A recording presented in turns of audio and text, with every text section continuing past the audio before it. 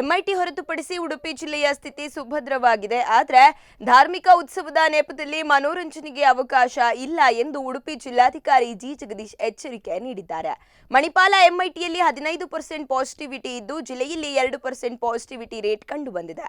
ಎಂಐಟಿಯ ಎಲ್ಲಾ ವಿದ್ಯಾರ್ಥಿಗಳ corona test ಮುಗಿದಿದೆ. ಜಿಲ್ಲೆಯ ಜನಕ್ಕೆ ಆತಂಕ ಬೇಡ, ಎಚ್ಚರಿಕೆಯಿಂದ ವರ್ತಿಸಿ ಸಾಕು. ಇನ್ನು ಜಾತ್ರೆ, ಉತ್ಸವ, ಧಾರ್ಮಿಕ ಆಚರಣೆಗೆ ಮಾತ್ರ ಸೀಮಿತವಾಗಿರಬೇಕು. ಧಾರ್ಮಿಕ ಉತ್ಸವದ ನೆಪದಲ್ಲಿ ಮನೋರಂಜನೆಗೆ ಅವಕಾಶ ಇಲ್ಲ. ಈ ಬಾರಿ ಉಡುಪಿ ಉತ್ಸವಕ್ಕೂ ಅವಕಾಶವಿಲ್ಲ. ಈಗಾಗಲೇ ಸಿದ್ಧತೆ ಮಾಡಿದ್ರೆ ವಾಪಸ್ ಕಿತ್ತುಕೊಂಡು ಹೋಗಬೇಕು. ನಾಟಕ, ಯಕ್ಷಗಾನ, ಸಿನಿಮಾ ಬ್ಯಾನ್ ಮಾಡಿಲ್ಲ.